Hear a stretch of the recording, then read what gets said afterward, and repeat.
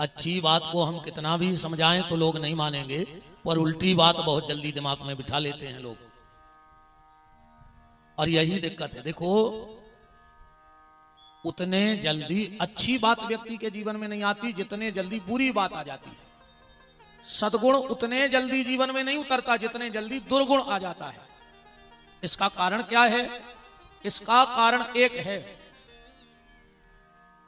जितने भी संसार में सद्गुण हैं, जितनी भी संसार में अच्छाइयां हैं, उनमें एक बुराई है।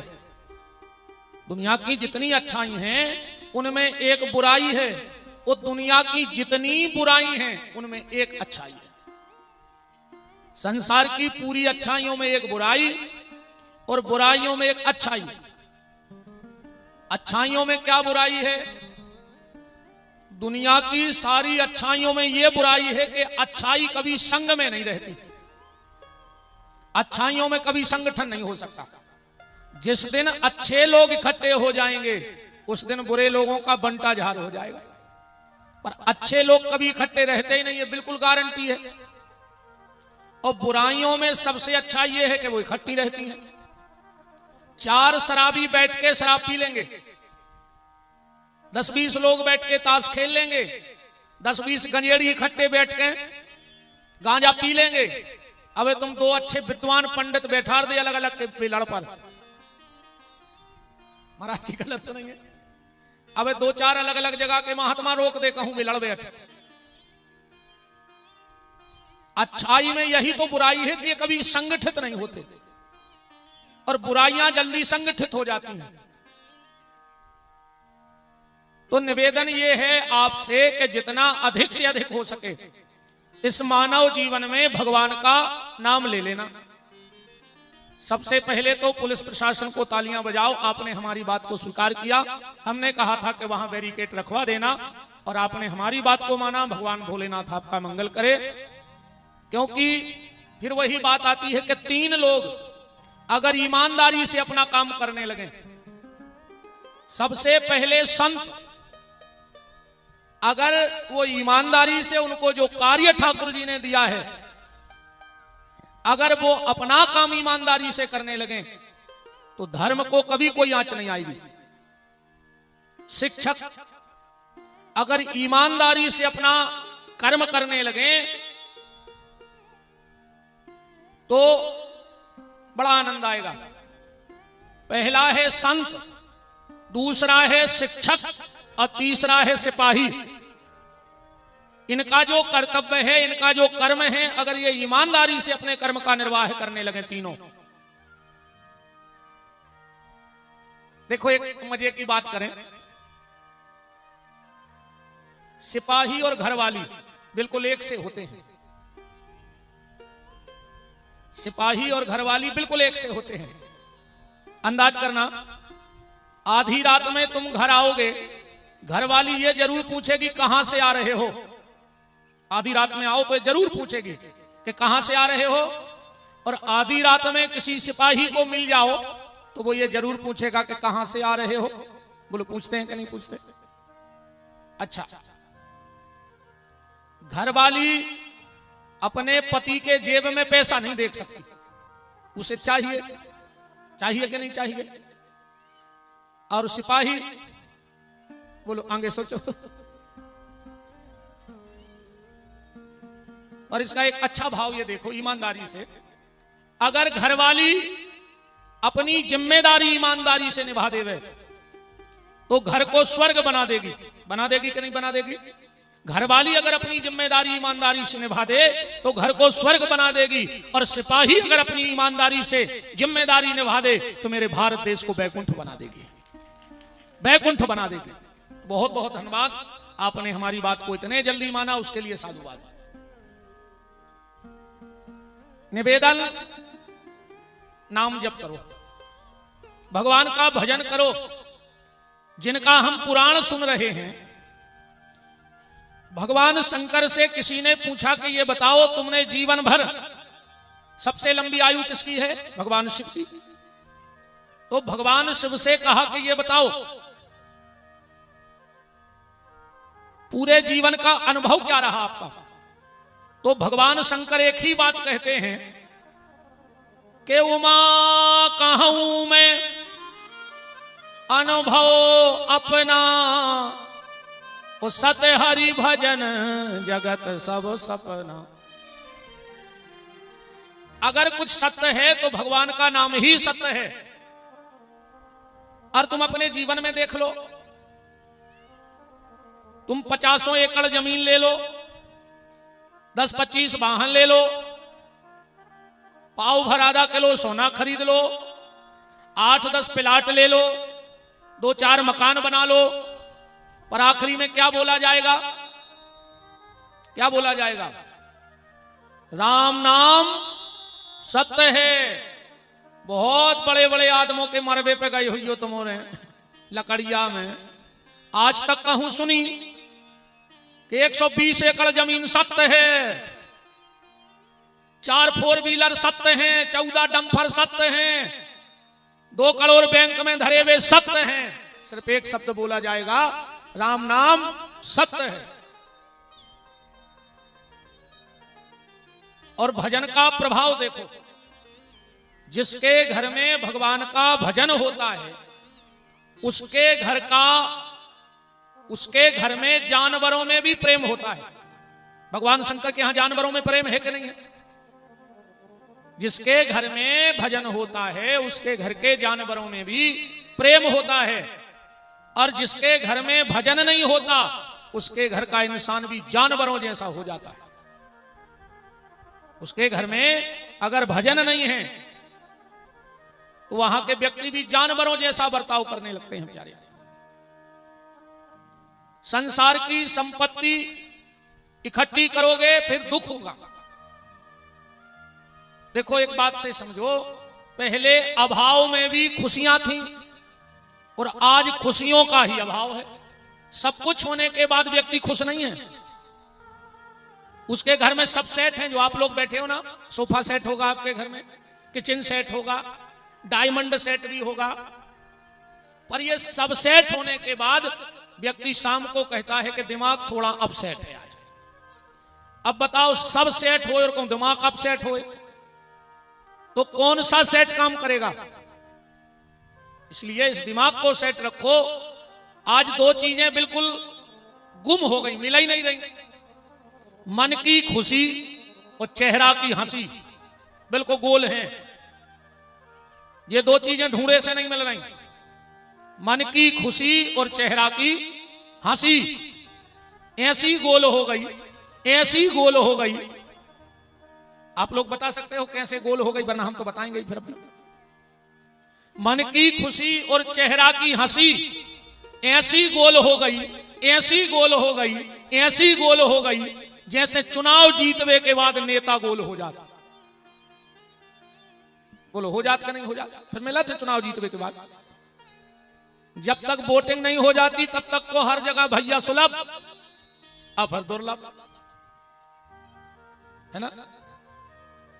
पहले अभाव में भी खुशियां थी, आज खुशियों का ही अभाव है। देखो, सुख दुख ये प्रकृति का एक पहिया है, ये आता जाता रहेगा।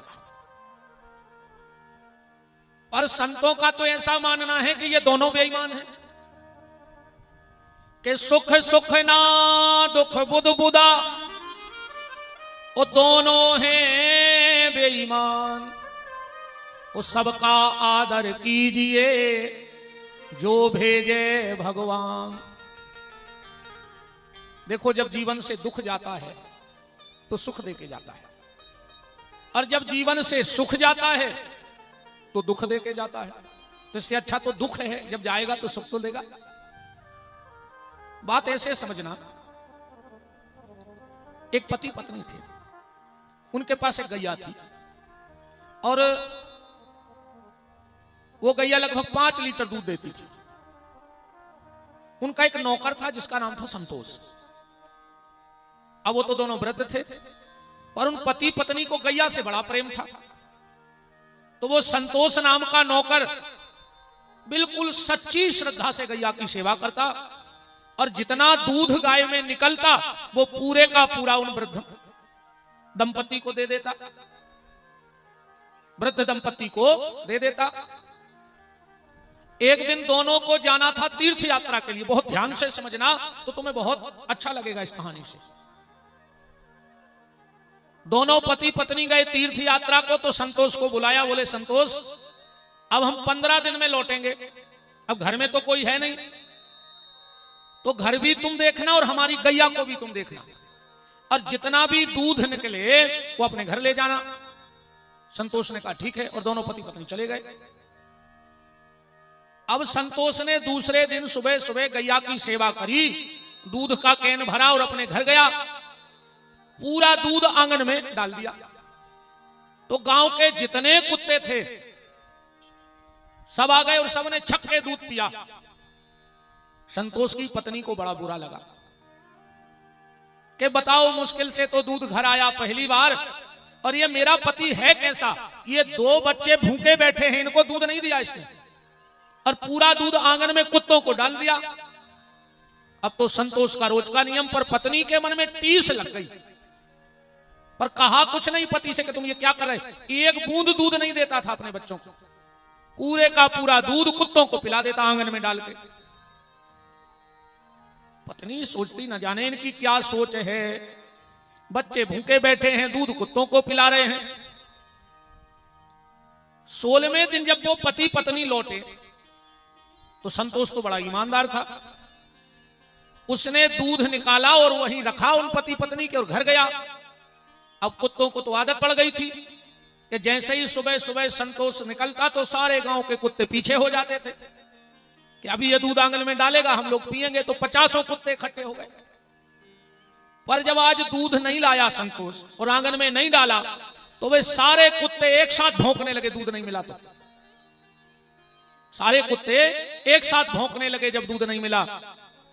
पत्नी बाहर आई, बोले ये क्या है।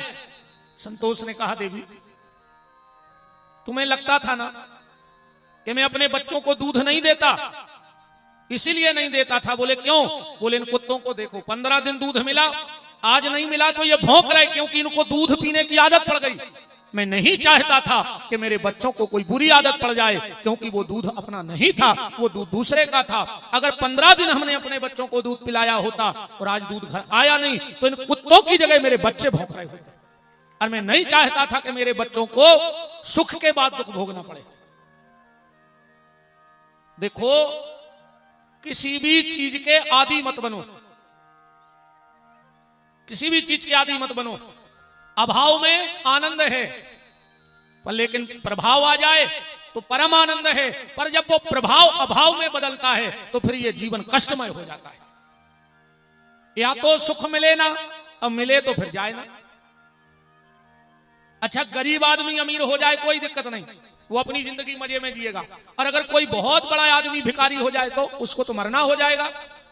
बोलो हो जाएगा कि नहीं होगा। तो भगवान शिव की जो हम लोग कथा सुन रहे हैं, भगवान शिव शमशान में रहते हैं और बड़े आनंद में जिंदगी जीते हैं। कुछ नहीं है पर सब कुछ है, कुछ नहीं है फिर भी सब कुछ है। और हमारे यहां सब कुछ है फिर भी कुछ नहीं है। बोलो, हमारे यहां भी तो सब कुछ दिख रहा है, पर तुम्हारा क्या है। मकान तुम्हारा है, जमीन तुम्हारी है, गाड़ी तुम्हारी है, हर एक पल में छूट जाएगा।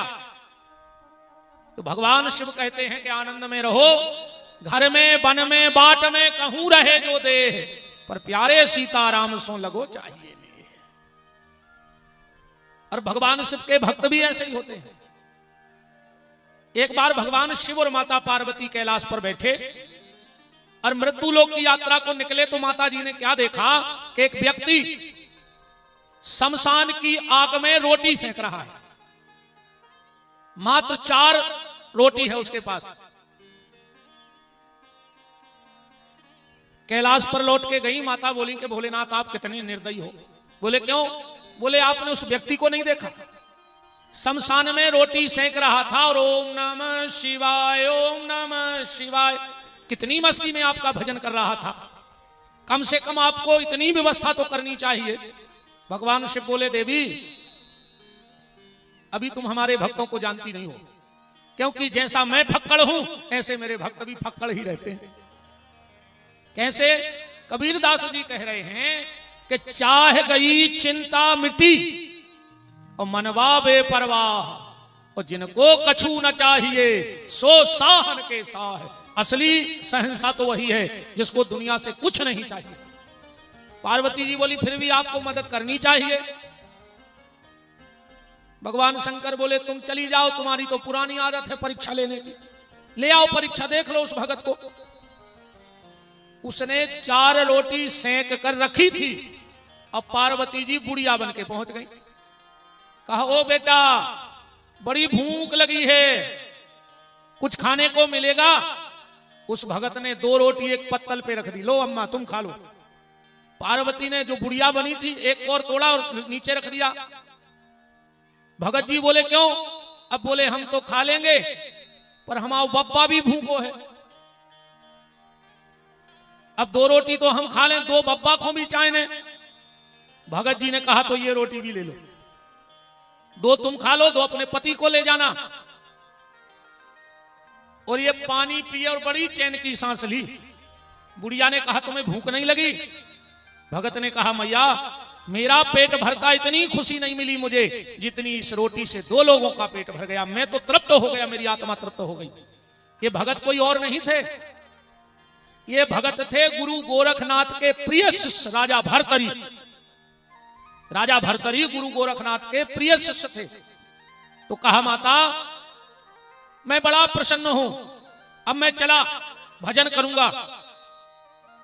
गुड़िया बोली बेटा मैं तुझसे बड़ी प्रसन्न हूं, वरदान मांग, जो मांगना है मांग ले। राजा भर्तरी बोले कि हमारी से तो तुम रोटी मांगत फिर रही, अब तुम हमें वरदान दे हो, तुम खाओ प्रेम से रहो। मैं चला। एक क्षण नहीं लगा वो बुढ़िया पार्वती के रूप में आ गई और बोली बेटा भर्तरी मैं तेरी साधना से त्याग से बड़ी प्रसन्न हूं, मांग क्या वरदान चाहता है?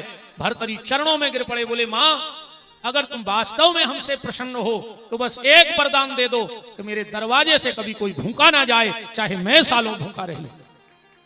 पार्वती ने कहा धन्य है मेरे पति भोलेनाथ को और धन्य है उनके ऐसे भर्तरी जैसे राजा भक्तों के लिए, क्योंकि जिनकी प्रीति परमात्मा से जुड़ जाए उन्हें फिर किसी चीज की चाह नहीं होती। इसलिए तो संत अलमस्त होके गाते हैं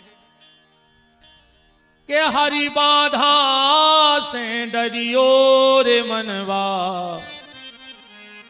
हरि बाधा से डरियो रे मनवा, जगत प्रीत मत करियो,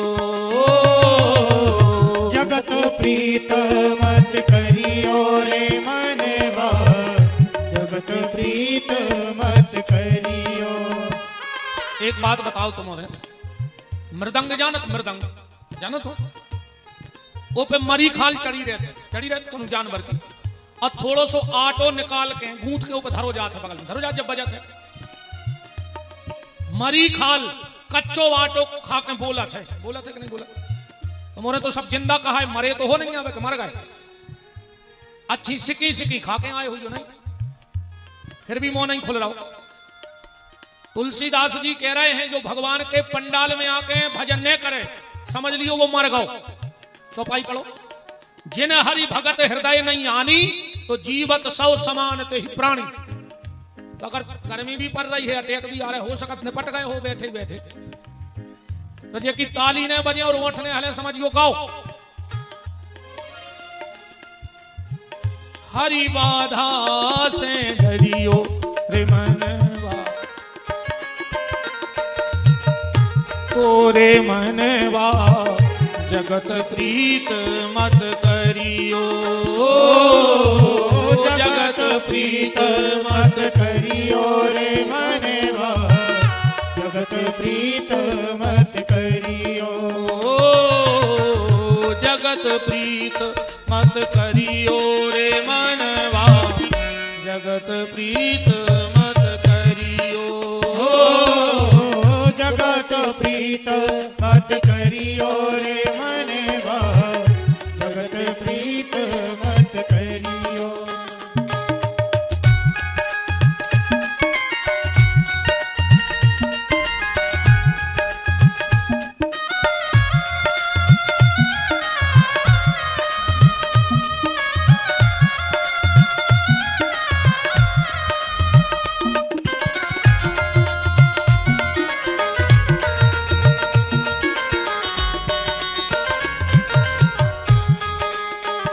ये जग है माटी का खिलौना, ये जग है माटी का खिलौना, ये जग है माटी का खिलौना, ये जग है माटी का खिलौना।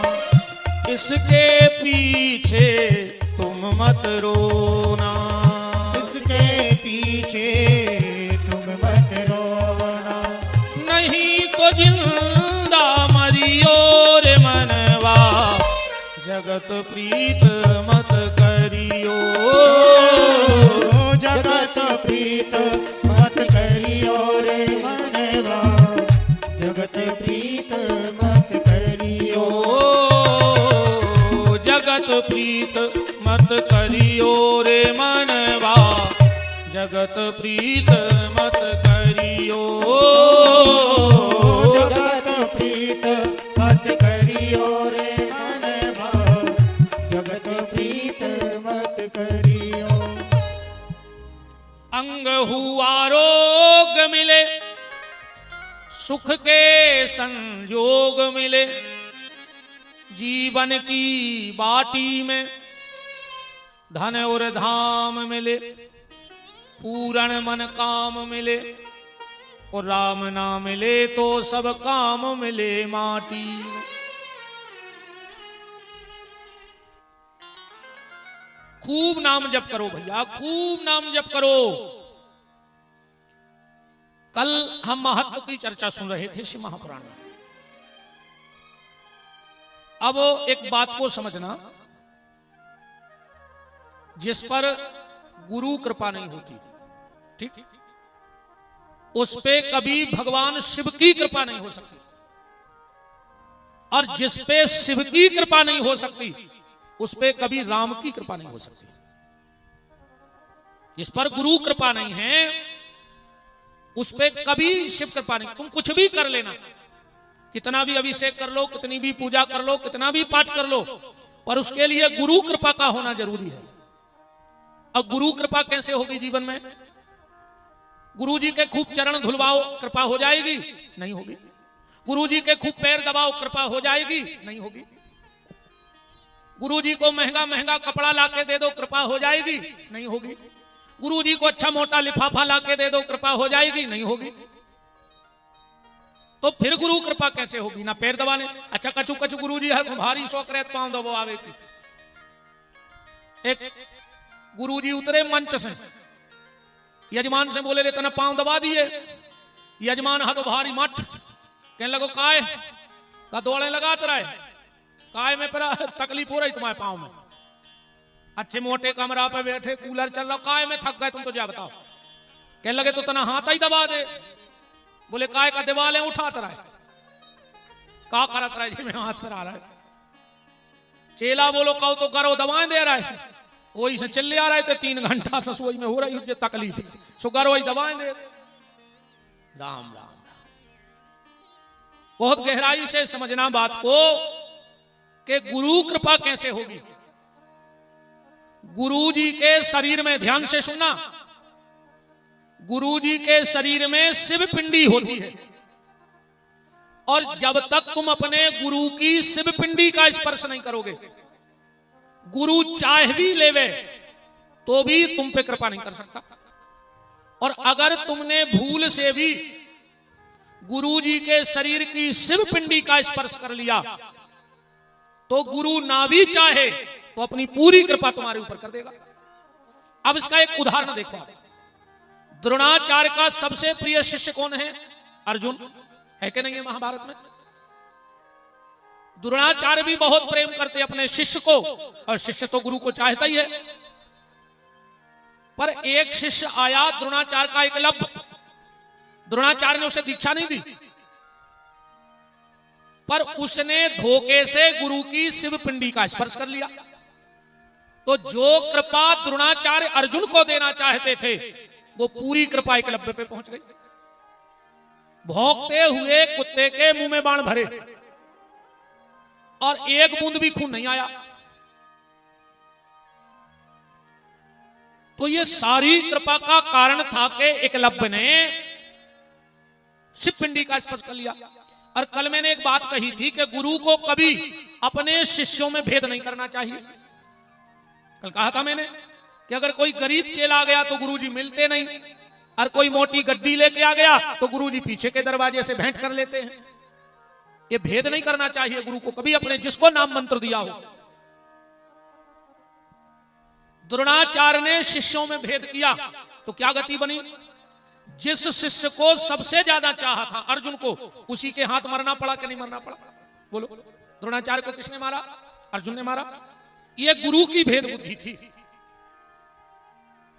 तो गुरु के बात चल रही है शिव पिंडी की, बहुत गहराई से बात को समझना। आप कभी किसी योग्य संत को, बनावटी संतों को नहीं, आजकल अगर वशिष्ठ जैसे महात्मा इस देश में हैं तो कालनेमी जैसे पाखंडी भी कम नहीं है।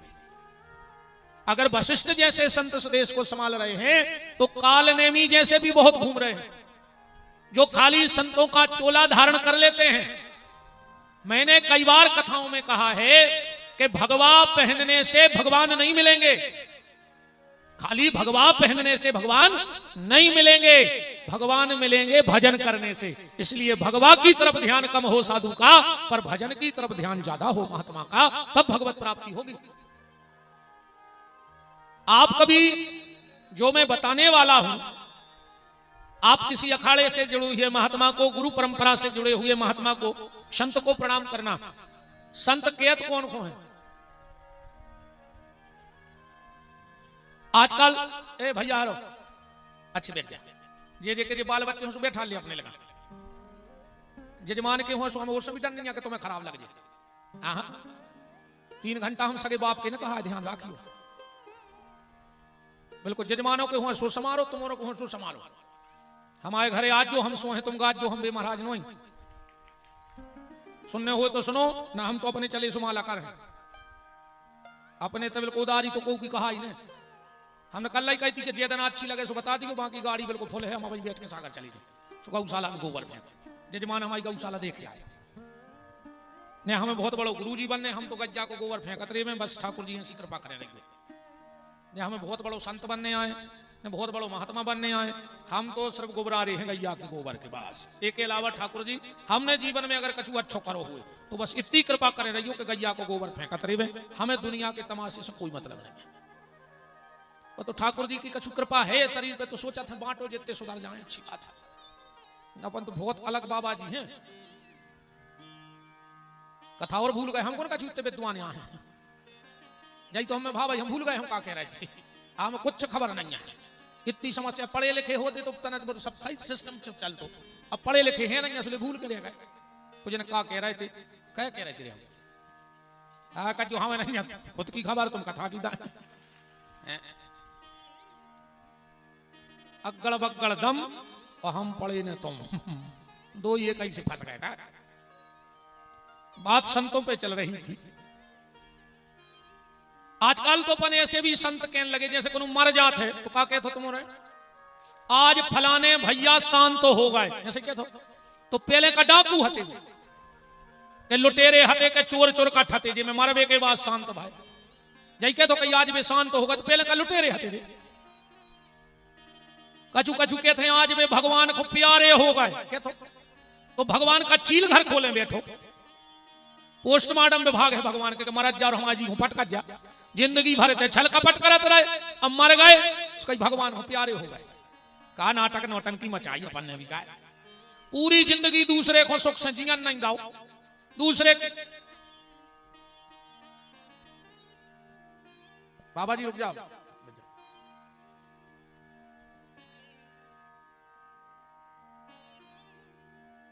राम कहो, वो तो हर आदमी पैसा में साफ हो पैसा चाहे, पूरे के कथा चालू नहीं भाई बेला फिर आरती के चढ़ा भर दीजिए तो हो। हाय पैसा, हमें पैसा चाहे, ये महाराज पाठ कर रहे हैं इनको पैसा चाहे, जे बजा रहे हैं इनको पैसा चाहे, ये साउंड जड़े इनको पैसा चाहे, और तुम्हारे भी आज पैसा ही होगा कि भगवान खूब दियो हम। ये तोरे पैसा कीजिए हो जा, मरो जा रहा हो, आज कुछ नहीं दिखा रहा हो। आजकल अपन भगत कम बाजे वाले जा पैसा। बात हम ये संतों पे चर्चा चल रही है। पूरी जिंदगी दूसरे का हक खाया, पूरी जिंदगी दूसरों को तकलीफ दी और मर गए। 500 रुपया खर्च करे, इतनी बड़ी फोटो वो में लिखो गौ लोकवासी। जिंदगी में गैया की पूंछ पकड़ी नहीं है, गैया को एक रोटी दी नहीं है, अकेली फोटो में लिखो है गौ लोकवासी। जिगत में तुम मंदिर तो गए नहीं है, अब मर के सीधे तुम्हें गौ लोक या जाने मर जाओ कुछ ने कहां सड़ा हो, ऐसे नहीं फोटो में लिखवाए सब गौ लोक में नहीं बैठे। अच्छा वैसे एक बात है, जबलपुर जिला, जबलपुर है ना, जबलपुर जिला से आज तक कोई नरक नहीं गया, आज तक का रिकॉर्ड है, जबलपुर जिले से कोई नरक नहीं गया। और गया हो तो आप लोग हमारी बात झूठी कर दो, हम अभी कथा छोड़ के चले जाएंगे, फिर कभी नहीं करेंगे। जय जय। जबलपुर जिले से आज तक कोई नरक नहीं गया। काहे से मरे की जितनी चिट्ठी छपत हैं उनमें लिखो जाते कि फलानी तारीख को पिताजी का स्वर्गवास हो गया। आज तक को के घरे का चिट्ठी आई ऐसी कि बब्बा को नरकवास होगा, लिखवा को मैंने कहा को जब तो लिखो नहीं। आज तक नरक की हालत ऐसी हो गई जैसे राज्य परिवहन बंद होगा। हाँ, नरक कोई जा ही नहीं रहा है प्यारे। खाली एक पैसे के कागज पे एक पैसे की स्याही से लिखवा दो कि स्वर्गवास हो गया, ऐसे कोई स्वर्ग नहीं जाता। मरने के बाद कोई शांत नहीं होता, जो जीते जी शांत हो जाता है वो संत हो जाता है। जो जीते जी भगवान को प्यारा हो जाता है वो संत हो जाता है। और संत किसी भेष का नाम नहीं है, संत किसी स्वरूप का नाम नहीं है। संत तो एक रास्ता है, संत तो एक सोच है, संत तो एक स्वभाव है। गोस्वामी जी ने कितनी प्यारी बात कही है कि संत सरल चित। संत कौन है? जो बिल्कुल सरल है। संत सरल चित जगत हित। जिनका चित्त सरल है वो संत है, और ऐसा ही संत जगत का हित कर सकता है। गोस्वामी जी के शब्द हैं, संत सरल चित्त जगत हित। जो सरल होगा वो संत है। तो बात चल रही थी शिव पिंडी की कि हमारे गुरु के शरीर में शिव पिंडी होती है, और ये सृष्टि भी जो बनी है वो पूरी पिंडी से बनी है। इस सृष्टि की उत्पत्ति कहां से है? पिंडी से। और एक बात और ध्यान से सुनना, हम लोग सनातनी हैं, हिंदू हैं।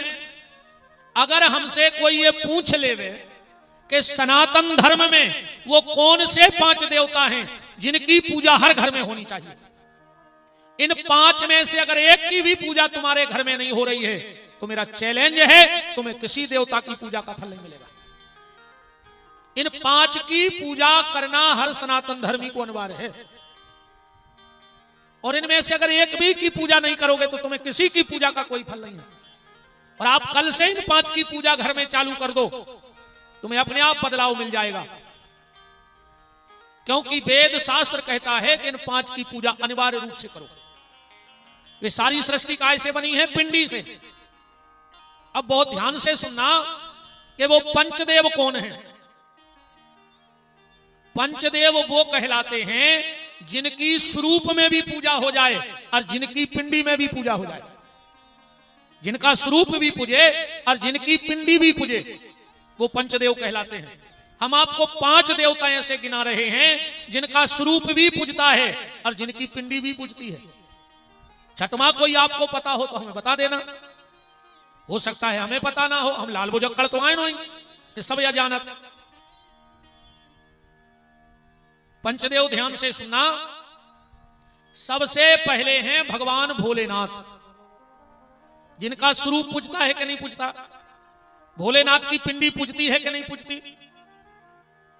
दूसरे हैं भगवान नारायण, जिनका स्वरूप भी पूजता है, राम के रूप में, कृष्ण के रूप में, विष्णु के रूप में, और इनकी पिंडी कहां पूजती है? प्रभु सालक राम जी के रूप में पूजती है कि नहीं पूजती? और प्रभु सालक राम जी का तो प्रभाव है प्यारे कलिकाल में। जिसके घर में गंडकी नदी के सिद्ध सालक राम जी रखे हों, उन पे काला तिल, उनका तिलक स्वरूप जैसा उनका बनता है, जैसा हर देवता का तिलक अलग अलग है, तो सालक राम जी का तिलक स्वरूप भी अलग है।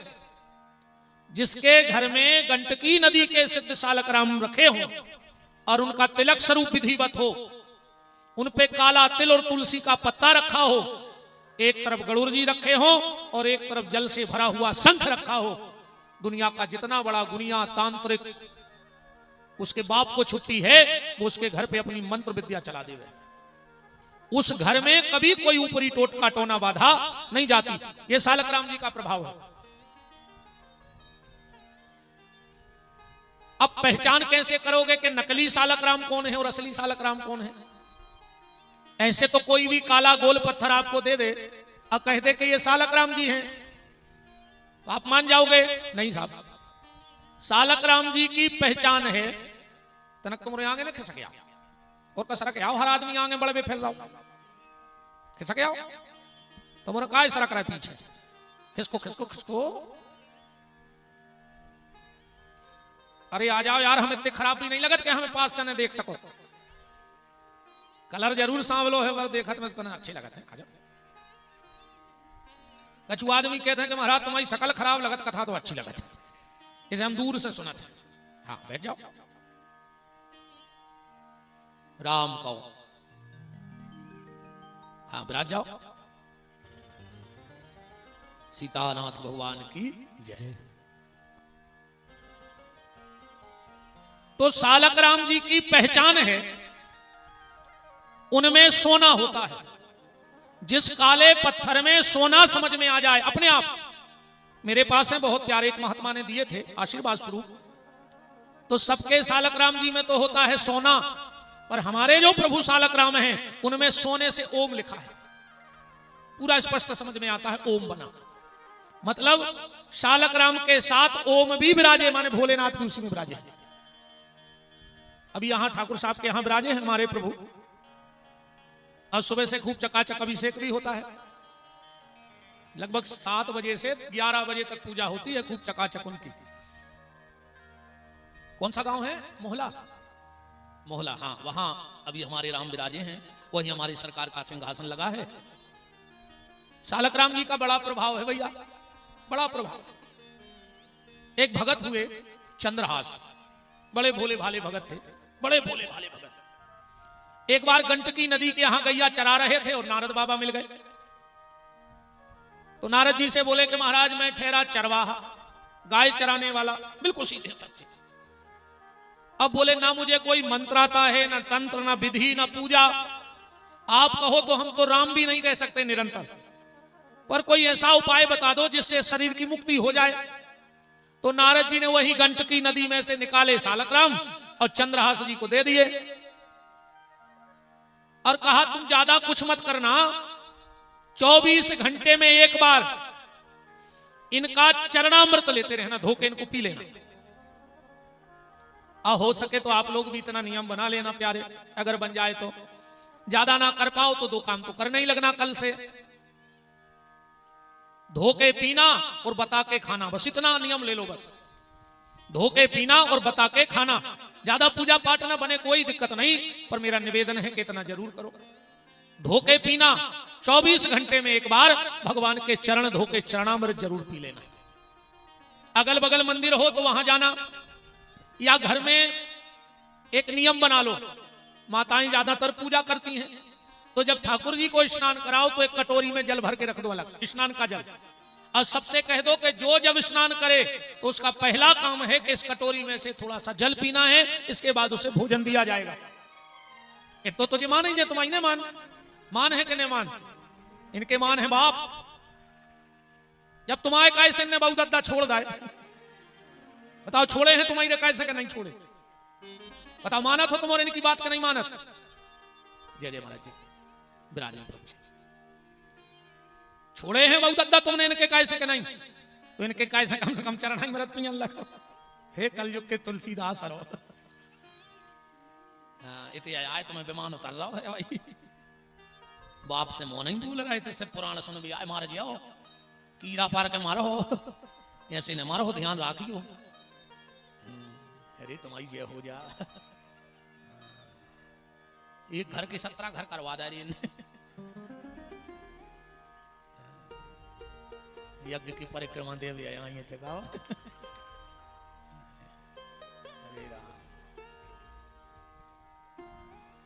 प्रज्ञा धाम की आखिरी कथा जानी हूं, आप कौन जोर है आदमी अनिल से। बाबा जी हरे भी सोच रहे हैं का कलरिया पटकी ये पागल को बुला के, ऐसी अच्छी तो कारोबार दे है।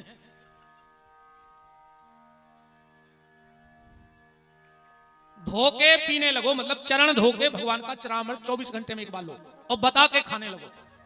बता के खाने का क्या मतलब है, जब तुम्हें थाली आवे भोजन की तो घर में जहां भगवान रखे हो थाली ले जाना और ले जाकर भगवान को दिखा देना, कहना लो ठाकुर जी तुम देख लो अब हम खा रहे हैं। मंत्र आवे तो अच्छी बात, ना आवे तो कोई दिक्कत नहीं। मंत्र आवे तो बोला करो, ओम नाभ्यायासीदंतरिक्षगुं शीर्ष्णोर्देवो समवर्ततो तद्भ्याम भूमृदिशाः श्रोत्रा तथा लोकान कल्पयन्यो। ये तो बड़ो हो जे तुम्हारे याद ही नहीं हुई। एक छोटो मंत्र है, त्वदीयं वस्तु गोविंदम तुभ्यमेव समर्पयेत् घ्राण सुमुखो भूत्वा प्रसीद परमेश्वरो। जो भी याद न होए तो अन्नपूर्णे सदा पूर्णे शंकर प्राण वल्लभी ज्ञान वैराग्य सत्यर्थम भिक्षाम देहिं च पार्वती। जो भी न हुई याद, एक बिल्कुल सरल मंत्र, अब याद हो जाए सबको। थाली लाई, हाथ जोड़ियो, कहियो आजा राम, और भूख लगी तो खा जा राम। जो तो सबको याद होगा ना, आजा राम और भूख लगी तो खा जा। उनको भूख लगी भी आ जाए, नहीं लगी हुई है तो चकाचक बैठे ना तुम खा लियो।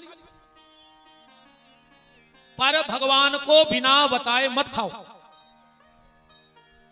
तो नारद जी ने सालक राम जी की बटुलिया दे दी और कहा कि इसे ले जाओ और रोज चरणामृत पीना। अब चंद्रहास जी बड़े भोले भाले भगत थे, 2-4 दिन तो उन्हें रोज नियम से सवेरे चरणामृत लाओ और पीले में।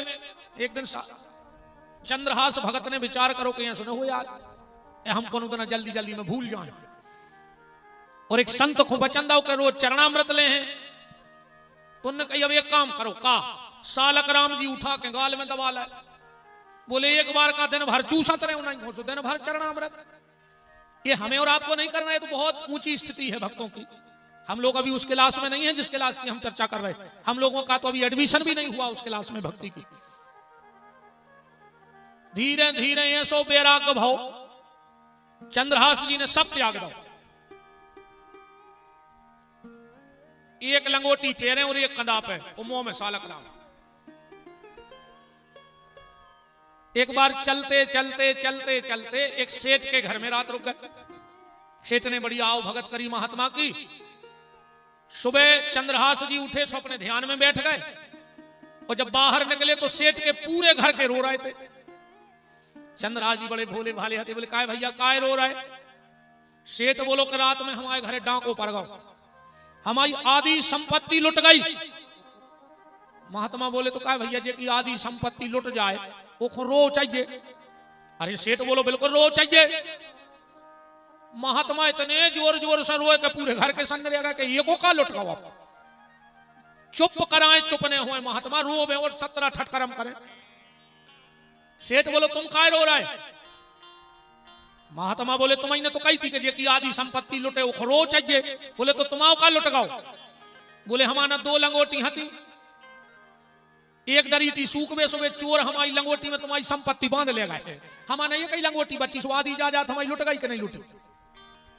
ऐसे भोले भाले और आगे बढ़े। कोनो भगत ने सतुआ दे दो, आटा दे दिया, पन्नी में लाए चले जा रहे थे। एक कुत्ता ने देख लो, कुत्ता ने मारो झपट्टा, वो थैला मुंह में दबा और दौड़ लगा दी। अब संत जी ने देखो कि अगल बगल कहूं पत्थरा है ही नहीं, सुमो में सालक राम दवाई थे, सुमो में ऐसे निकाल के अद्दाय फेंका के कुत्ता के जेक लेकर पट्टा में उन्हें वो थैला छोड़ो, कुत्ता भग गओ। उते जाके बोले बा प्रभु 10 साल से संगे लाए रहे पर तुम कामे आ जिया परी। कम अगर आज तुमने होते तो हम आओ जो आटो चलो जाते। बड़े हमने कहा ना संत कैसे होते हैं, संत सरल चित। जो लटका झटका बेईमानी जाने वे संत काय के वे तो कालने में आए। संत सरल चित जगत हित, ऐसे संतों को भगवान मिलते। एक नदी के किनारे पहुंचे महात्मा जी, अब और तो कछुआ तो नहीं, कहीं लंगोट बची थी, मुंह में सालक राम। एक पत्ता पे वो आटो धरो। नदी के किनारे कुछ बच्चे खेल रहे थे। बेटा घर किसका पास है? बोले मेरा। बोले क्यों? बोले थोड़ा राम रस ले आओ, नमक। लड़का बोलो गुरुजी हम ले आ रहे हैं भाई, जल्दी जल्दी। लड़का दौड़ के गाओ राम रस ले आओ। बाबा जी ने आटे में डालो, महात्मा ने अच्छी 4 टकने बनवाई। जी जी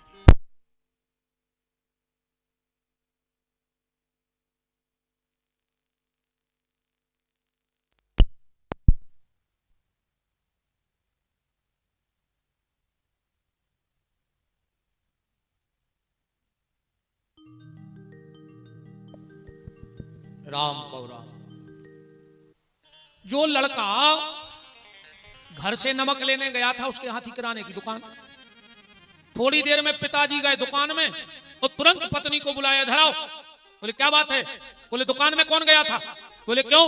बोले ये चूहा मार की दवाई जिस डिब्बे में रखी थी ये खुला है। वो लड़का जल्दी जल्दी में नमक के चक्कर में चूहा मार की दवाई लगाओ। पत्नी बोली कि लड़का आया था और उसने तो पसीना छोड़ दो। दुकानदार कहां गया? बोले नदी के किनारे दौड़ के गया। उस लड़के से बोला बताओ दुकान में गए थे? बोले हाँ पापा गए थे। बोले क्या लेने? बोले नमक। बोले कौन को? बोले बाबा जी को। दौड़ करके दुकानदार गए। बोले महाराज बच्चा है, गलती हो गई। वो जल्दी जल्दी में नमक भी सफेद, चूहा मार की दवाई भी सफेद से उठा ले आओ। आप एक काम करो, ये बाटियां ये टिक्कड़ नदी में फेंक दो या कहीं अलग कर दो, हम दूसरा आटा दे रहे हैं, बना के आप प्रसादी पालो। महात्मा बोले भैया रे हम एक नियम है। बोले का? बोले हम जब भगवान को भोग लगा दे फिर हम नहीं फेंका, हम खाते हैं, और हमने हमारे सालक राम को भोग लगा दो। सेठ बोलो महाराज हम हाथ जोड़ रहे, फेंक दे, जहरे मिलो है। महात्मा बोले वाह हमारे सालक राम मरे नहीं, हम कैसे मर जाए? संत सरल चित जगत हित। संत इतने सरल होते, बोले हमारे सालक राम नहीं मरे, हमने अभी को भोग लगा उनको। दुकानदार बोलो कि दत्ता वो आए पत्थरा तुम मार जाओ मनो। पत्थर बोलता है मूर्ख, ये मेरे प्रभु हैं। दुकानदार बोलो तब एक काम करो, 2 हमें दे दे, 2 तुम खा ले, 100 मोर खा के मराई जाए, कहा जो तुम मर जाओ 100 में पुलिस पटाख है। बताओ।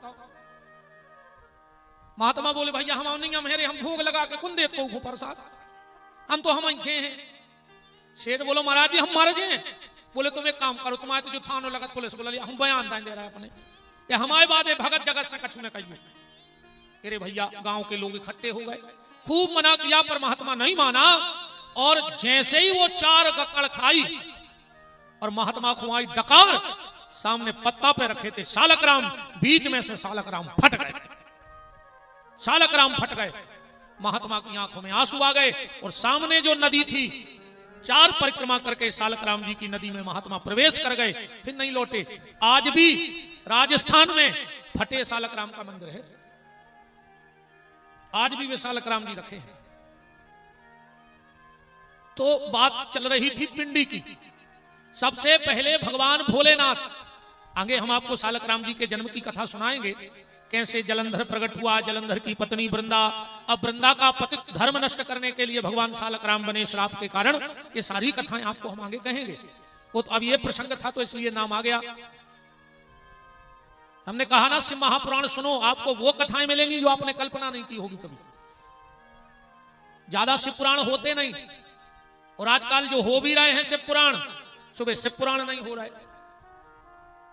कथाएं तो बंद ही सी हो गई। अब तो धमचक ज्यादा है। 4, 5, 6, 8 कथाएं सीख पाओ कौन और कथावाचक बन गओ। हर 2 मिनट में लगे भजन, भजन दे थप्पड़ी, 2-3 घंटा में 8-10 भजन गाए, समय पूरा करो और बाबा जी गए। कीर्तन जरूरी है, एक आध हो जाए, एक टुकड़ा बीच में, पर हमारे हिसाब से कथा ज्यादा होनी चाहिए। संगीत आटे में नमक की तरह होना चाहिए, पर आजकल नमक में आटे घाई उड़े लो जा रहा हो संगीत। बोलो यही हो रहा है। आप सुनो आजकल कथाएं, हर 2-3 मिनट पे भजन गा रहे, सब नच रहे। अब कछु कहते महाराज नचो, मीरा बन के नचने, मीरा ऐसी नचती कि संगीत बजो और मीरा ने बगल वाले को फोन दो, के लिए तना एक रील बना दियो इंस्टाग्राम पे डाल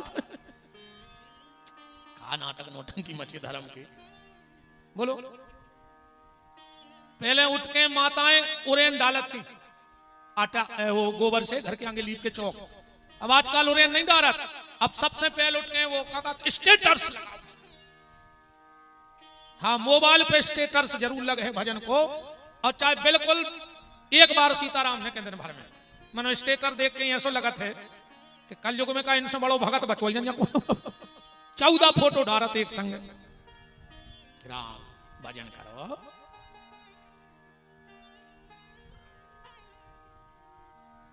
अच्छा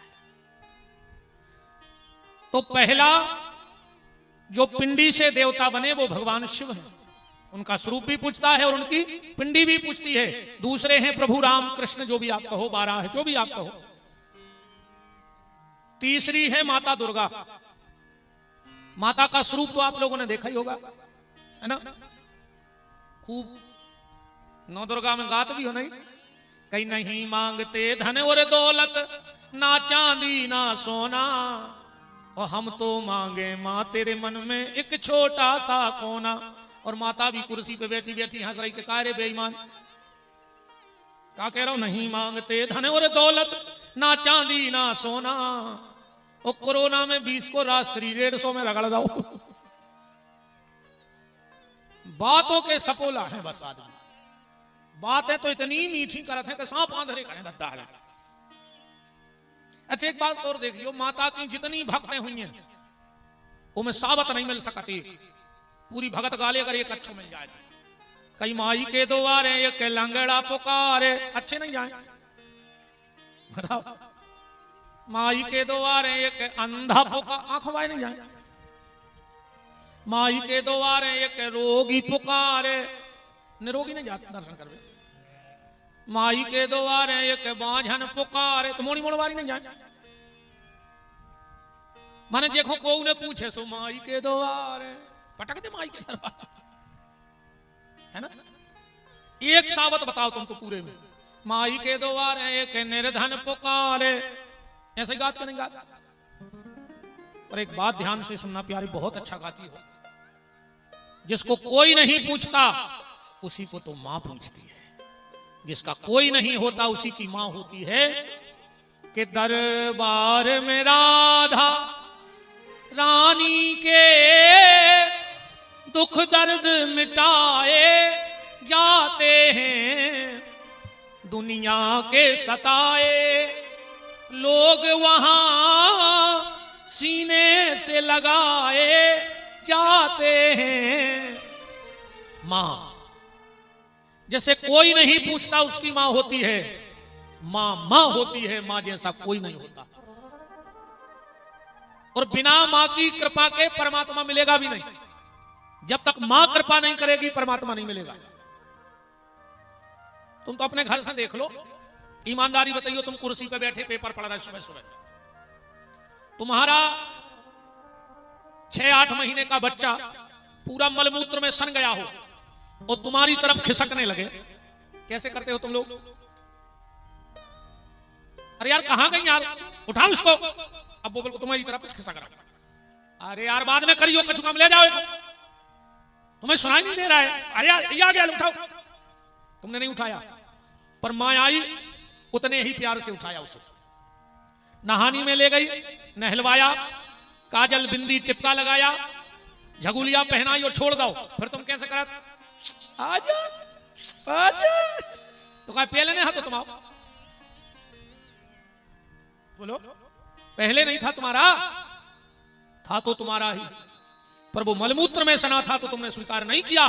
पर मां ने जब उसे साफ शुद्ध कर दिया तो तुमने गोदी में उठा लिया। बस यही जीवन में सूत्र लगाओ, ये शरीर विकारों के मलमूत्र में सना है, परमात्मा रूपी पिता तुम्हें कभी गोदी में नहीं उठाएगा। पहले तुम्हें भक्ति की शरण में जाना पड़ेगा, मां की शरण में जाना पड़ेगा।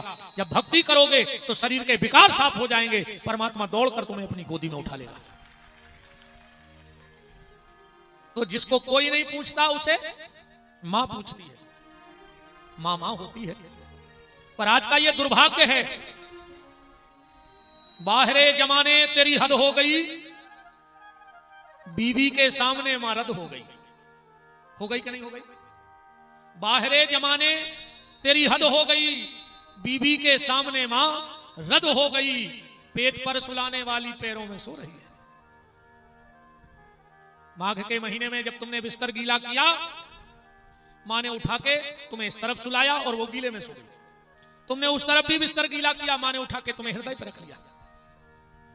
पूरी रात गीले में पड़ी रही और आज तुम पेट पर सुलाने वाली पैरों में सो रही है।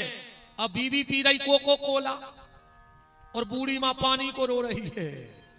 अगर घरवाली ने आधी रात में कह दी कि कुछ ठंडा पीने की इच्छा है, तुमने गाड़ी निकाली और जबलपुर के ढाबा देखे आए कि कौन खोलो है, और मां को कभी पानी नहीं दिया।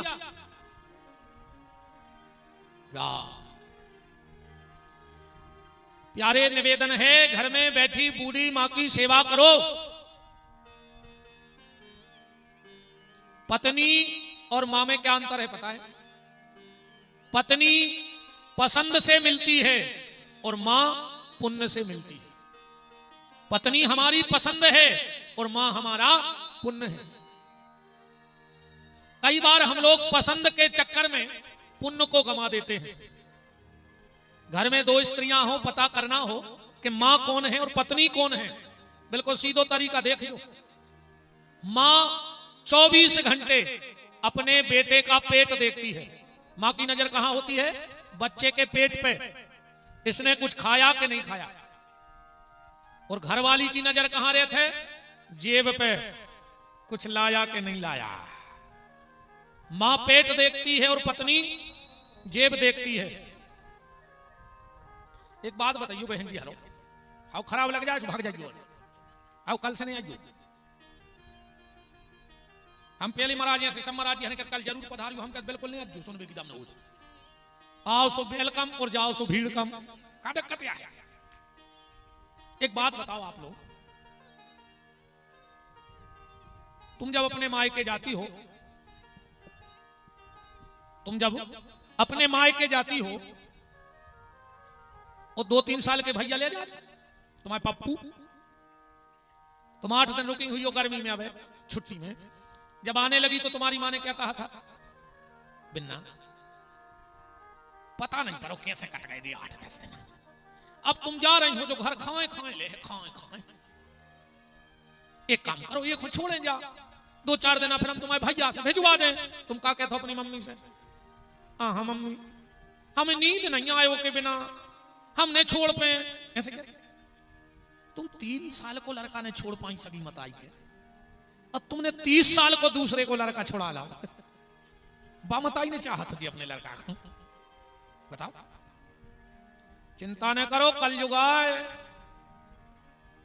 जेने पिसी बाई हुई है सो पिसी काटी हुई है, जेने चना बोए हुई है चना ही काटे हुई है, और बोए हुई है 1 बोरा, कटे हुई है 20-25 बोरा। जो भी अपन बेइया रहे रे, तुम अपने बाप से ऊंची आवाज में बात करियो, तुम आओ मोड़ा उचट के मुंह में लात ने मारे तो विपिन बिहारी को नाव बदल दियो। तुम अपनी सास को मुंह चलियो, तुम्हारी बहू आके यही कटंगी में अगर तुम्हारी सांप की ऐसी थुतरी ने कुचरे रोड पे धार रखे। हम तो कहते भगवान इतनी दुष्ट बहू मिलेगा तुम्हारी चुटंजा पकड़ के खड़ोरे पूरी कटंगी में। अगर तुम अपनी सास करेंगे खर्च हो गई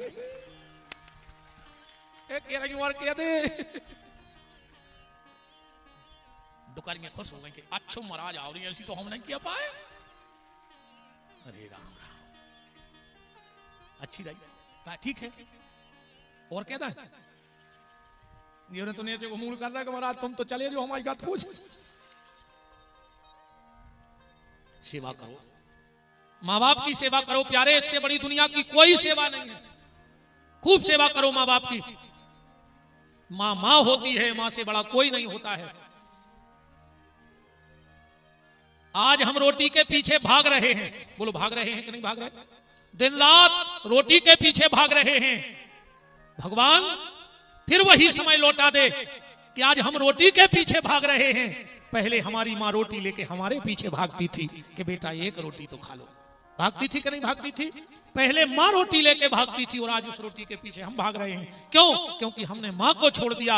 अगर माँ को पकड़े रहते, माँ के चरणों में पड़े रहते, तो कभी रोटी के लिए भागना नहीं पड़ता प्यारे, क्योंकि माँ खुद रोटी लेके पीछे भागती थी। कहां गया वो समय? पहले की जो हमारी माएं थी वो कम पढ़ी लिखी थी बेचारी, अंगूठा छाप ज्यादा थी। आज जो हम लोगों को धर्म पत्नियां मिल रही वो ग्रेजुएट, एजुकेटेड का कही जाता अंग्रेजी में, पढ़ी लिखी मिल रही। ये अनुमान हमने इसलिए लगा लिया कि पहले की मां बिना पढ़ी लिखी थी। हम रोटी मांगते थे एक और मां परोसती थी दो, परसती गिनत नहीं हती, कैसा हिसाब जानता ही नहीं थी। मां को तो ये लगता था कि हमारा बेटा कितनी रोटी खा ले। और आजकल की ये मिल रही पढ़ी लिखी, सोचे आटो बाद में निकाला डिब्बा में से, पहले घर वाले से पूछा था आप कितनी खाओगे, तुम बेशरम कहता दो एक हो लगे दिन रात कदों खाई कि घरे जाके गिन के रोटी खे हो। अच्छा बहन जी हरो जा बताओ, जैसे पति ने कही दो, सो तुमने 2 कटोरी आटो निकाल लो। आज जैसे खात खात और भूख लगे आई तो गरम तवा पीड़ दो मुंह में के लिए जो खा लिया, न गैस को बर्नर धर दियो कि जो चल ले गिन के रोटी ने बनाओ करे। आज आदमी ने इतनी तरक्की करी, इतनी तरक्की करी, ओके घर में 14 जोड़ी चप्पलें हैं, 24 जोड़ी कपड़ा है, पर डिब्बा में 2 रोटी नहीं है। आज किसी के घर चले जाओ तुम्हें अर्जेंट में 2 रोटी नहीं मिलेगी। पहले कई लोग आपरों में बैठे हुई हो, पहले अपनी माँ 10-20 रोटी रात में बना के मटेली में धर देती, को पता है तो कि सवेरे उठे रहे और मटेली हो दो। कई आदमी चाय से रोटी खाते। अब ज्यादा स्टैंडर्ड में नहीं बता पाओ, बाबा अलग है, पर सत्यता तो जाइए। आंखें मीड़त जाते और डिब्बा मटेली की तरफ दौड़ते, अपने हिस्सा की रोटी पेल धर लेते, चार काय मुझ के बेन भज रहते। अब आजकल तुम्हें करे बस एक, ये 2-3 आदमी कभी सुखी नहीं रहे मेरे। एक ट्रक को मालक अब हम सुख से नहीं सो सके। एक ट्रक को मालक जे के एक ट्रक हो तो नींद लगता ही नहीं, कहां पंचर होगा, वो माल धरो फिर पकड़े आनो। एक घेला की नहानी, एक ही मटका हो अगर नहानी में, दूसरो बासन न हो पानी भर आको वादा कराते वो फूट गया तो। एक लड़का को बाप, अब उतना ही नो खेती, अब ठीक है जो कछ हुए सो सीताराम है। अब तो काका है कौन से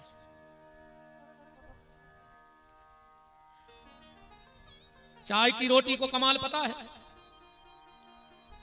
आज की औलाद देख रहे तुम, कुरकुरे खा रही, कुरकुरे कम तन्नक तेज हवा लग गई तो सीधे जबलपुर रेफर होते हैं, कहीं आईसीयू में डाल रहा है। अब कुरकुरे की औलाद आए कहां तक दमदार हो जाए बताओ। आजकल के मोड़ी मोड़ा जबरन के नमूना बने फिर रहे, बार कटवावे जे हैं, ये तरफ कटवा ले, ये तरफ बीच में मुर्गा कैसी कल की धरे में फिर रहा पूरे में। खया तमाशा कौन सी फैशन आ जा। बाप ने 5000 दाए पेंट लेवे, उन्हें 5000 को पेंट लेके कहीं घुटनों पे पटा लाओ, हाथ तोरे दाल दूरी की वो की किस्मत ही में चीथ रहा है वो करे का, बाप के तब पैसा देवे। बात मां की चल रही थी तो पहले भगवान शिव, दूसरे नारायण, तीसरी दुर्गा। अब इनका स्वरूप तो आप सबने देखा है। दुर्गा जी की पिंडी कहां पुजत, कहां पुजत दुर्गा जी की पिंडी? वैष्णो देवी कौन कौन गया है जरा हाथ उठाना। वहां मूर्ति है कि पिंडी? पिंडी है। ज्वाला माई कौन कौन गया है? वहां पिंडी है कि मूर्ति? पिंडी। तो इससे सिद्ध होता है कि माता की पिंडी का पूजन होता है। बातें बहुत बढ़ जाएंगी।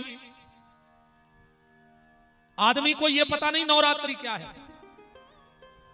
नवरात्रि क्यों बनी, नवरात्रि में पूजा कैसे करनी चाहिए। अच्छा ईमानदारी बताओ कितनों को पता है कि नवरात्रि में जवारे क्यों बोए जाते हैं? है किसी को पता कि जवारे क्यों बोए जाते हैं और उन जवारे का करना क्या चाहिए?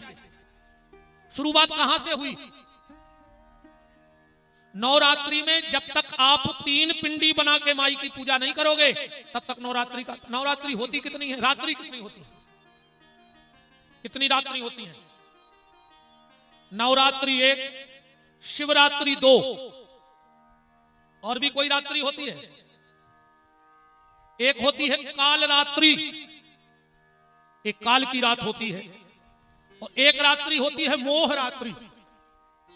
नवरात्रि, शिवरात्रि, मोह रात्रि और काल रात्रि, इन सब चीजों का पता रखो। हम लोग सनातनी हैं, कोई पूछे क्यों लगाते हो ये जवारे, किसने लगाए थे पहली बार, और इनका करना क्या चाहिए। पहला नवरात्रा किसने किया, रात्रि जागरण माता का क्यों होता है, किसने पहली रात्रि को जागरण किया था जब से नवरात्रि हो गई। ये प्रश्न उलझे हुए हैं समाज में। कई चीजें हैं जो आज भी हम लोगों को पता नहीं है। हमारी इतनी माताएं बैठी हैं, एक बता दे पहली बार बिछिया किसने पहना था। तुम लोग खूब कथा सुनती हो, पहली बार पांव में बिछुआ किसने पहना था, पहनते ना बिछड़ी, कब से प्रारंभ हुआ ये। और आज भी पति के घर के बिछिया नहीं पहने जाते, कि पहने जाते हैं। चढ़ाई का जो सामान आता है उसमें बिछुआ नहीं आता। बिछिया कौन देता है, बड़ी बहन या बुआ देती है कि नहीं देती। तो जो तुम्हारा ससुराल पक्षपति का परिवार तुम्हें 20 लाख का जेवर ला सकता है, वो 2000 के बिछिया नहीं ला सकता क्या। पर नहीं आते। कभी विचार किया ऐसा क्यों। गले में मंगलसूत्र पहने हो, पहली बार किसने पहना था इसको। ये देखियो रो कछु खचका कूलर में रुमाला फसादा बंद कर दियो, निकाल ली, एक जने चले जा बच्चे कोई। बोलो वृंदावन बिहारी लाल की जय। राम को राम, श्री सीतानाथ भगवान की। पहली बार ये मंगलसूत्र किसने पहना था, और उसमें सोने का मोती और काला मोती ही क्यों लगता है। कहीं ना कहीं से तो प्रारंभ हुआ होगा। हर चीज की कथा है प्यारे, हर चीज की। अब जरा तुम लोग आओ अपनी परंपरा पे। हमारे यहां ग्रंथि बंधन होता है, ये यजमान बैठे हैं गठजोड़ा करके। पहली बार ये किसका हुआ था, पहली बार गांठ कहां लगाई गई पति पत्नी के बीच में, किसी को पता नहीं। हमारे यहां एक परंपरा है, हमारे यहां जब घर से हम मिट्टी उठाते हैं, मतलब मुर्दा, और शमशान ले जाते हैं, तो बीच में एक जगह उसको नीचे रखते हैं कि नहीं रखते, है ऐसा यहां नियम। अरे क्यों नहीं होगा, साहब होगा। मुर्दे को बीच में क्यों उतारा जाता है, इसका क्या मतलब है। कभी तो ऐसा हुआ होगा कि आज परंपरा पूरे देश में है। जब हम मुर्दे को आग देते हैं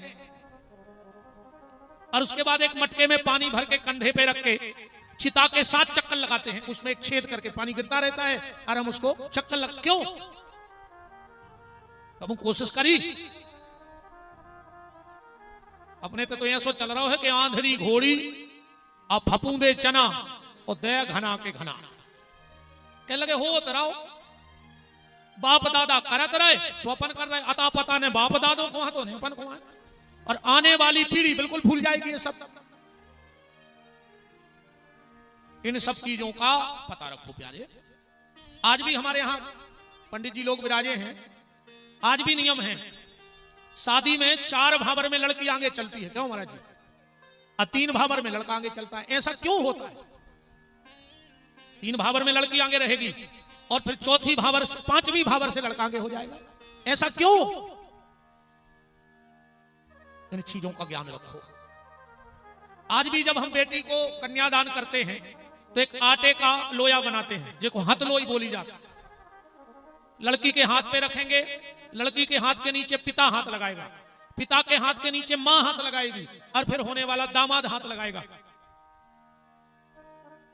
आजकल दामाद शब्द से खतरा भड़का है, वो सास को नहीं भगा लेगा परवेश रो, ये तोरे दामाद की जय हो जा।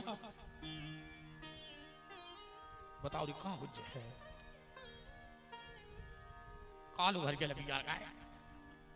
अब अरे वो एक लड़का लड़की की शादी हो रही थी भाई 15 दिन पहले, इरे वो समदान खुलिया के भगा मोड़ा कोटाई पैरे बैठो रहा हो, समदी भगाओ समदान खुलिया के। अब कौन पे भरोसा कर यार बताओ। बहुत खतरा को समय है। कौन सा बात हम ये कर रहे हैं कि हथलोई की परंपरा कब से आई हमारे सनातन धर्म में, और उस हथलोई का करना क्या चाहिए। अपन का करत बताओ हथलोई को, पहले बाप ने हाथ निकारो, फिर मताई ने, फिर लड़की ने वह हथलोई लड़का के हाथ पर रख दी, लड़का ने वो कोपर में डाल दी। आज सवेरे जब पिता भाई तो तुम्हें हथलोई दिखा रही, तुम्हें दिखा सोफा, तुम्हें दिखा पलंग, तुम्हें दिखा दहेज, कि कौन वो ने लिया जाए सो तुम तो हथलोई उताई गार्डन में डरी। जिस दिन तुम्हें यह पता लग जाएगा कि हथलोई का सही उपयोग क्या है और कब से यह हथलोई चल रही है, मैं वचन दे रहा हूं व्यास गद्दी से, तुम्हारी बहू तुम्हारी कुल बधू लक्ष्मी बन जाएगी उसी दिन से। क्योंकि अभी तुमने कुल में बहू को मिलाया नहीं, इसलिए उसका प्रेम तुम्हारे कुल से जुड़ा नहीं, और तुम्हारे कुल के देवता उस बहू से रुष्ट है, क्योंकि तुमने मिलाया ही नहीं। क्या करना चाहिए उस हथलोई का, एक बार तुम्हें पता तो लग जाए। हम सब अधूरे आधे काम कर रहे हैं और इसीलिए उसका हमें कोई फल मिल नहीं रहा है। इन सब चीजों की खोज करो प्यारे, इन सब चीजों की खोज करो।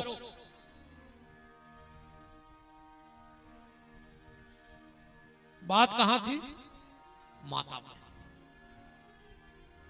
चौथे देवता कौन है, पहले हो गए भगवान शिव, जिनकी पिंडी भी पूजती है और जिनका स्वरूप भी पूजता है। दूसरे नारायण, जिनकी पिंडी भी पूजती है, जिनका स्वरूप भी पूजता है। तीसरी माता दुर्गा, जिनका स्वरूप भी पूजता है और जिनकी पिंडी भी। चौथे हैं भगवान गणेश। अब स्वरूप तो सबने देखो ही है, भादों भर खूब गाता ही हुई हो गांव भर के। हा एक ही चीज में लगे हो मनो, गणेश जी धरे और पूरे घर के बैठ गए। कई अंधन को आंख देत, कोड़न को काया, और निर्धन को पुत्र देत, बाझन को पुत्र देत, निर्धन को मां। पैसा के पीछे पड़ो तो आदमी, चाहे गणेश जी धले चाहे शंकर जी, तुम तो निर्धन को धन दो। का गाथ वार का है, कई पान चढ़े, फूल चढ़े और चढ़े मेवा। गणेश जी करे कारे बेईमान, 10 दिन हो गए डठुगा ले आओ नन्या, और चिल्लिया इतने जोर से रहो जैसे 25 पान रोज लग के आ रहे हुए। बताओ ईमानदारी से, चढ़ाओ गणेश जी को पान लगवा के दुकान से। अगले नर आ रहे होगा, कई पान चढ़े फूल, ये में फर रहा गणेश जी।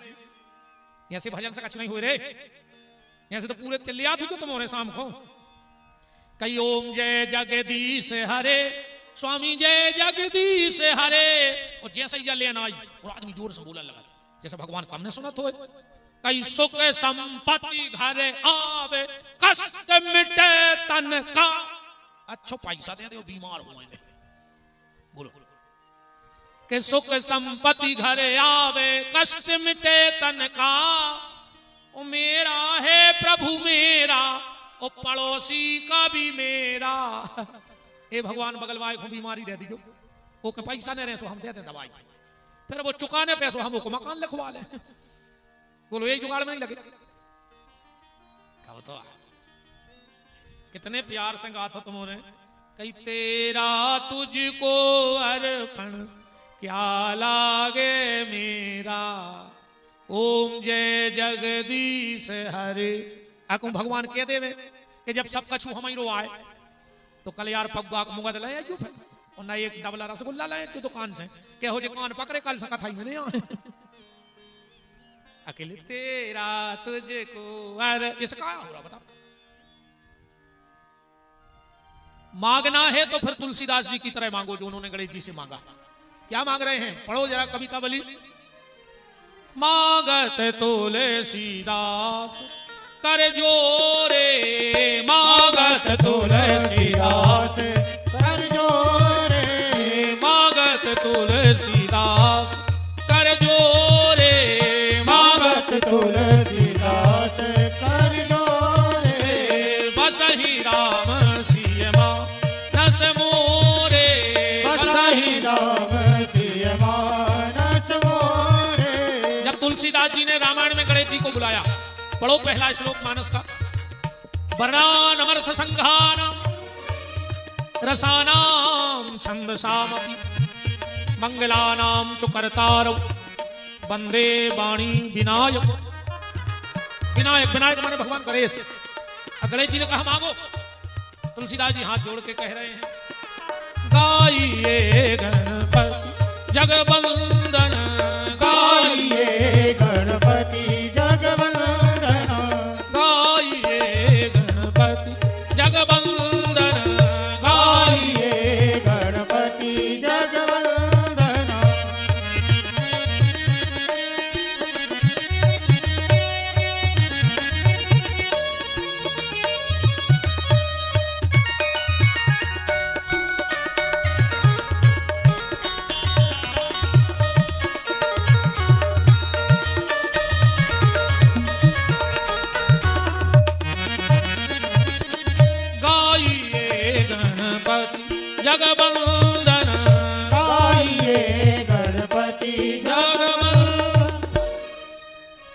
गणेश जी का स्वरूप तो आप लोगों ने देखा है।